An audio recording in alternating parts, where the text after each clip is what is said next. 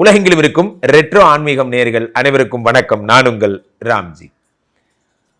வருகின்ற மே மாதம் 19ஆம் தேதி நடக்கவிருக்கின்ற ராகு கேது பெயர்ச்சியைத்தான் நம்ம இப்போ பார்க்க போகிறோம்.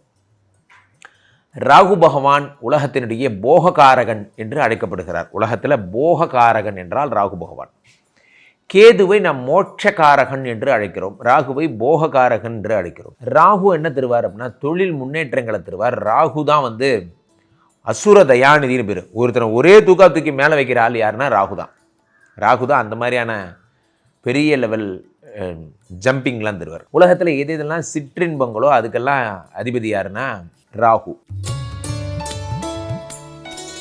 ராகு பகவான் எங்கிருந்து வரார்? இப்போ மீனத்திலிருந்து கும்பத்துக்கு வரார். ஆனால் ராகு தான் வெளிநாட்டு கடவுள் என்று அழைக்கப்படுகிறார். வெளிநாட்டு வேலைகள், சார் நான் ஃபாரின் போகணும், இங்கே மாதிரி இதுக்கு போகணும், குளிர் பிரதேசங்களுக்கு போகணும், என்ன நீங்கள் ஆசைப்பட்டாலும் சரி அந்த ஆசையை நிறைவேற்றுவது என்ன அப்படின்னா அந்த ராகு பகவான் தான். பல பேருடைய டைவர்ஸுக்கு காரணமாக இருப்பதும் இந்த ராகு பகவான் தான். ராகு வந்தால் டைவர்ஸ் பின்னாடியே வருதுன்னு அர்த்தம்.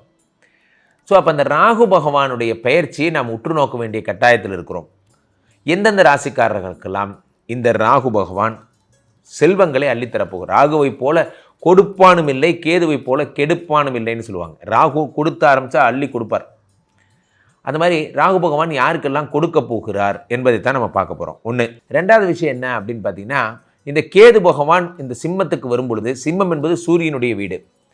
சூரிய சந்திரர்களுக்கு ராகு கேதுக்கள் எப்பவுமே எதிரிகள்னு சொல்லுவாங்க. அப்போ கேது இந்த தடவை சிம்மத்தில் உட்கார்ந்துருக்கிறது அவ்வளோ கம்ஃபர்டபுளான ஜோன் கிடையாது. அப்போ இந்த கேது பகவான் இந்த உலக சஞ்சாரங்களிலே என்ன விதமான பிரச்சனைகளை தருவார் அப்படின்னு நம்ம பார்க்கணும். ஸோ இது எல்லாத்தையும் ராசி ரீதியாக கேது திசை தான் நமக்கு நல்லா தெரியும். கேது திசைனா ஒருத்தர் லைஃப்பில் படாத பாடுபடுவாங்க. கேது திசையில். ராகு திசையில் தான் ஒருத்தர் ஃபாரின் போகிறது, டைவர்ஸ் ஆகிற விஷயங்கள் எல்லாம் நடக்கும். ஸோ இந்த ராகு கேதுக்களுடைய டிரான்சிஷன் படி ஒவ்வொரு ராசிக்கும் உடைய பலன்களை நாம் பார்த்து வருகிறோம். அவ்வகையிலே மீனராசிக்காரர்களுக்கெல்லாம் ராகு கேது பயிற்சி என்ன பலன்களை தரப்போகிறது, 12ஆம் வீட்டில் வரக்கூடிய ராகுவும் 6ஆம் வீட்டில் இருக்கக்கூடிய கேதுவும் என்ன பலன்களை தருவார்கள். 6ஆம் இடம் என்பது தடைகளை தாண்டி வருதல் அப்படிங்கிறது தான் 6ஆம் இடம். 12ஆம் இடம் என்பது என்னன்னா அயன சயன ஸ்தானம், விரயம்.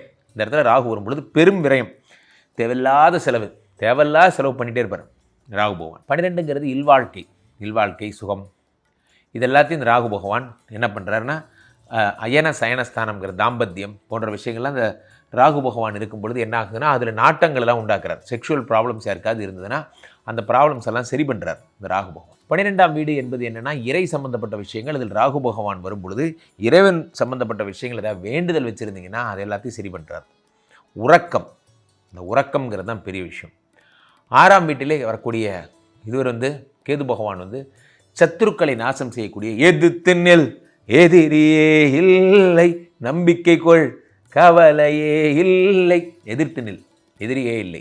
என்னைக்கு நீங்கள் எதிர்த்து நிற்கணும்னு முடிவு பண்ணிட்டீங்களோ அன்றைக்கே நீங்கள் ஜெயிச்சிட்டிங்க. நீங்கள் கில்லி படத்தில் வர மாதிரி தான், உன் மேலே வச்சுருக்க நம்பிக்கை என்றைக்கு ஒரு பிளேடு மேலே வச்சியோ அன்றைக்கே நீ தோத்துட்டம்மா அந்த ஹீரோ. அது எவ்வளோ பெரிய உண்மை தெரியுமா? நீங்கள் உங்களை நம்புங்க, வேறு எதையும் நம்பாதீங்க. இப்படி பண்ணால் ஆகிடும், இப்படி பண்ணால் ஆகிடும். நம்ம சேனல் ஒரு நல்ல உதாரணம். நான் இதை கண்டு அவனை பார்த்து வியந்து சொல்வேன். தொடர் முயற்சி 1,00,000 பேர் இன்றைக்கி வந்துட்டீங்க. 1,00,000 பேர் வந்துடுவாங்க இன்னும் கொஞ்ச நாளில். தொடர் முயற்சி செய்யும் இளைஞர்களை பார்க்கும் போதெல்லாம் ஒளிபடைத்த கண்ணி நாய் வா வா வா, உறுதி கொண்ட நெஞ்சு நாய் வா வா வா, வழிபடைத்த தோழி நாய் வா வா. பாரதியார் சொன்ன மாதிரி தான் 6ஆம் இடத்துல இருக்கக்கூடிய கேது பகவான் தைரியத்தை தரார். அதை ஏன் இன்னொருத்தம் பண்ணு, ஏன் நான் பண்ணுறேன், என்னால் முடியும், எனக்கு சான்ஸ் கொடுங்க சார், நான் பண்ணுறேன். அந்த கட்ஸு ஒரு வாட்ஸ்அப் ஸ்டேட்டஸ் எல்லாம் ரஜினிகாந்த் இது பார்த்துருப்பீங்க. கீழே விழும்போது எப்படா விழுவான்னு காத்திருப்பாங்க. விழுந்து ஜெயிச்சு மேலே வரணும். அதான் கட்ஸு. கட்ஸுன்னா என்ன அப்படின்னா நீங்கள் ஜெயிச்சு மேலே வரீங்களா இல்லையாங்கிறது தான் கட்ஸு. அந்த ஜெயிக்கிற கட்ஸை எது தருது? தன்னம்பிக்கையும் தைரியமும் தரும், வேறு எதுவும் தராது. திறமையும் உழைப்பும் தரும். அப்போ 6ஆம் இடத்துல ராகு பகவான் வரும்பொழுது நிறைய இங்கே இருக்கிற ஜோதிட பலன்கள்லாம் கேட்டு நீங்கள் கன்ஃபியூஸ் ஆகிருப்பீங்க. 6ல் கேது வருகிறார், வியாதி கடன் கஷ்டமெல்லாம் வரப்போகிறது. 6ல் கேது வருகிறார், எதிரிகள் முளைப்பார்கள். யாருக்கு எதிரி வரப்போகிறாங்க? உங்களோட பெரிய எதிரி உங்களுக்கு யார்? உண்மையிலேயே உலகத்திலேயே பெரிய எதிரி யாருன்னா நீங்கள் தான். 4 பேர் நீங்கள் சொல்கிறத கேட்க மாட்டாங்க. யார்? ஒன்று நீங்கள் பெற்றுக்கிட்டது கேட்க மாட்டாங்க. உங்களை பெற்றவர்கள் நீங்கள் சொல்கிறத கேட்க மாட்டாங்க. உங்களுக்கு கல்யாணம் பண்ணிக்கிட்டவங்க நீங்கள் சொல்கிறத கேட்க மாட்டாங்க. 4வதா ஒரு ஆள் இருக்கார், அது நீங்கள் தான். நீங்கள் சொல்கிறத முதல்ல நீங்களே கேட்க மாட்டீங்க. சிகரெட்டு பிடிக்கிறத விட்டுறலாம், நீங்கள் சொல்கிறீங்க உங்கள் மனசுக்கிட்ட. அவர் கேட்குறாரா? இல்லை, கேட்க மாட்டார். இன்னும் பண்ணிட்டு தானே இருக்காரு. அப்போ என்ன ஆகுது அப்படின்னா, உங்களுடைய கெட்ட பழக்கங்களை டிஸ்ட்ராக்ட் பண்ணுற விஷயங்கள்லேருந்து வெளிவாங்க. சத்துருக்களை ஜெயிக்கணுங்கிற உங்கள் எண்ணம் வந்துடும். எதிரிகளை வெற்றி கொள்ள வேண்டும் என்ற எண்ணம் எங்கிருந்து வருகிறது என்றால், உங்களுடைய டிஸ்ட்ராக்ஷன்லாம் போனதுக்கப்புறம். 12ஆம் வீடு என்பது அயன சயனசன, டிப்ரெஷனு, டென்ஷனு. சும்மாவே டென்ஷன் ஆகிறான் இப்போல்லாம். ஏன்டா டென்ஷனாக? ஒரே ஸ்ட்ரெஸ்ஸாக இருக்குது, மென்டலி ஒரே அது என்னமோ ஒரு வார்த்தைலாம் சொல்கிறாங்க, மென்டலி இதாக இருக்குது அதாக இருக்குது. எங்கேருந்து அந்த வார்த்தைலாம் கண்டுபிடிக்கிறீங்க? ஒன்றும் இல்லை, நம்ம ப்ரெஷரை நம்ம மேனேஜ் பண்ண தெரிஞ்சால் நம்ம பெரிய ஆள். இதை விட பெரிய டென்ஷன்லாம் நம்ம ஹேண்டில் பண்ணியிருக்கோம். ஆனால் நம்ம இதை பெருசாக நினச்சிக்கிறோம். ஒரு கல் இருக்குது, அந்த கல்லை நம்ம என்ன முதலமைச்சரோட பெரிய பிஸியாக, பிரதமரோட பெரிய பிஸியாக, கமிஷனரோட பெரிய பிஸியாக, ஒரு நேரத்தில் 216 டாஸ்க்கு பார்க்குறாங்க. அவங்கெல்லாம் அவ்வளோ ஹாப்பியாக இருக்காங்க. ஆனால் அவங்களால அந்த நிர்வாக திறமை இருக்குது. நமக்கு 2 மிஷினு, இது ஒரு மிஷின், இது ஒரு மிஷின். அதுக்கு நமக்கு அவ்வளோ டென்ஷன் வந்துடுது. ஏன்னா நமக்கு ஹேண்டில் பண்ண தெரில. ஒன்று ஒத்துக்கணும். என்ன அப்படின்னா, நமக்கு ஹேண்டில் பண்ண தெரிலங்கிறத நம்ம ஒத்துக்கணும். என்றைக்கு நம்ம ஹேண்டில் பண்ண கற்றுக்கிறோமோ. 12ஆம் வீட்டில் வந்துருச்சு சார், ராகு வந்துட்டார் சார், எனக்கு ஜெயில் வாசம் வருமா சார்? நல்லவனுக்கு எதுக்குங்க ஜெயில் வாசம்? நல்லா புரிஞ்சுங்க. இதெல்லாம் யாராவது ஒருத்தர் பலன் சொல்கிறாங்கன்னா அப்படி கேட்காதீங்க. ஜெயில் வாசம்னா ஜெயில் வாசம் கிடையாது. 12ஆம் வீட்டில் ராகு போகணும், பெரும் விரயம் ஏற்படும். திருட்டு பயலுக்கு ஜெயில் வாசம் கன்ஃபார்ம். நான் திருட்டு பையன் கிடையாது. எனக்கு 12ல் ராகு வரும்பொழுது என்ன ஏற்படும்? பெரும் விரயம் ஏற்படும். அது நம்ம பண்ணாத விரயமா? நம்ம ஜெப்டோவில் ஆரம்பித்து, டன்சோவில் ஆரம்பித்து, ஜொமேட்டோவில் ஆரம்பித்து எல்லா கம்பெனி நம்ம பேரில் தானே ஓடுது. நம்ம தானே அவங்களெலாம் வளர்த்துடுறோம். நம்ம இல்லைன்னா அவங்கெல்லாம் ஆல் கால் டாக்ஸிஸ், ஆல் ஃபுட். இப்போ இவங்களுக்கெல்லாம் செலவு பண்ணுறதே நம்ம என்ன 12ஆம் வீட்டில் இருக்கக்கூடிய ராகு தானே. முன்னாடி இருக்கிற மூக்கு கடையில் போய் 2 இட்லி வாங்கிட்டு வந்தால் முடிஞ்சு போச்சு, 25 ரூபாயில் முடிஞ்சு போயிடும்.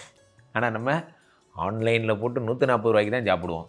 அப்போ இதுதான் 12ஆம் வீட்டு ராகு. விரயங்களை, தண்ட செலவை குறைக்க சொல்கிறார் ராகு, வேறு ஒன்றும் கிடையாது. உங்களை அடிப்படை செலவை யாரும் குறைக்க சொல்ல, உணவு கூட இருப்பிடத்தில் கை வைக்கல. 12ஆம் வீட்டு தண்ட செலவை குறைங்க என்று சொல்கிறார். மீனராசிக்காரர்கள் செலவினங்களை குறைத்து கொள்ள வேண்டும். இல்லை என்றால் சும்மா சீனுக்காக செலவு பண்ணுறது. இந்த அரசியல்வாதிகள்லாம் பார்த்தீங்கன்னா, சிம்மத்தில் கேது இருக்கிறதுனால சொல்கிறேன். அண்ணன் வருகிறார், அண்ணன் நடந்து வருகிறார், அண்ணன் உட்காந்துட்டார், போதும்டா, அதெல்லாம் ஒரு காலம். இனிமேல் இந்த மாதிரியான பில்டப்ஸ்லாம் வேண்டாம். ஸோ 6ஆம் வீட்டில் இருக்கக்கூடிய கேது பகவான் உங்களுக்கு என்ன தருகிறார் என்றால், சிம்மத்தில் இருக்கிறதுனால அரசியலில் பிரச்சனைகளை உண்டாக்குவார். தேவையில்லாத அரசியலை நீங்கள் தலையிடாமல் இருக்க வேண்டும். யாரோ யாருக்கோ பண்ணுறாங்க, நல்லா புரிஞ்சுக்கோங்க. நிறைய பேர் இப்போல்லாம் சோஷியல் மீடியாவில் அரசியல் பற்றி கமெண்ட்ஸ்லாம் போட ஆரம்பிச்சிட்டிங்க. நமது தொழில் என்ன? அரசியல்வாதிகளுக்கு அரசியல் தொழில், நமது தொழில், நமக்கு என்ன பொழப்போ அதுதான் பொழப்பு. நம்ம சம்மந்தமே இல்லாமல் அவங்க வேலைக்காக போய் விமர்சனம் பண்ணுறோம். அவங்க என்ன நம்ம வேலையாக பார்க்குறாங்க. அப்போ அந்த 6ஆம் வீட்டு கேது என்ன தருகிறார் என்றால், அவேர்னஸ்ஸு, விழிப்புணர்வுகளை தருகிறார். அரசியல் பதிவில் வேண்டாம், இதெல்லாம் நமக்கு வேண்டாம். 12ஆம் வீட்டில் இருக்கக்கூடிய ராகு பகவான் என்ன தருகிறார் என்றால், வீண் விரயங்களை குறைப்பதற்கான விஷயங்கள், அதுமாதிரி செக்ஷுவல் ப்ராப்ளத்தை சரி பண்ணக்கூடிய விஷயங்கள் எல்லாம் அவர் பண்ணுறார். ஸோ இதெல்லாம் தான் இந்த ராகு கேதுக்கள் மீனராசிகளுக்கு தரக்கூடிய அற்புத பலனாக இருக்க போகிறது. கீழே போய்ட்டுருக்க இந்த 2 நம்பரை கூப்பிடுங்க. அதே மாதிரி 12ஆம் வீட்டில் ராகு வரும் இந்த நேரம் கோயில் கட்டுற விஷயங்கள், அதாவது மீனராசிக்காரர்கள் யாருக்கெல்லாம் ஆன்மீக சம்பந்தப்பட்ட இன்ட்ரெஸ்ட் இருக்கோ அவங்களுக்குலாம் அற்புதமான நேரம். மீண்டும் உங்களோட சொந்த ஜாதகத்தை பார்த்து கொள்ளுங்கள். மீண்டும் ஒரு நல்ல பதிவில் சந்திப்போம். நன்றி, வணக்கம்.